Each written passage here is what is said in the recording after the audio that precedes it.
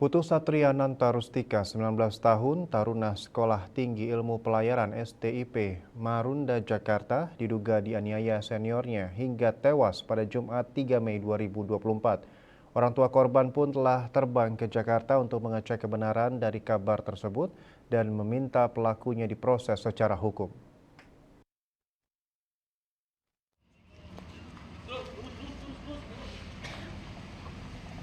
Menurut penjabat Bupati Klungkung Inyoman Jandrike, dirinya sempat bertemu orang tua korban di Jakarta. Ia pun menyampaikan rasa bela sungkawa dan duka cita atas peristiwa yang menewaskan salah satu warga Klungkung itu.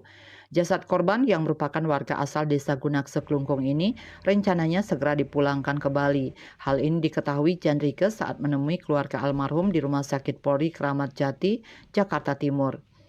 Ibu almarhum Nenga Rusmini yang merupakan salah satu pegawai RSUD Kabupaten Klungkung, menurut Jandrike masih terkenang dengan sosok almarhum yang pintar di kampusnya. Korban juga aktif di kegiatan ekstrakurikuler dan merupakan salah satu mayoret di STIP. Bagiarte Bali Pos melaporkan.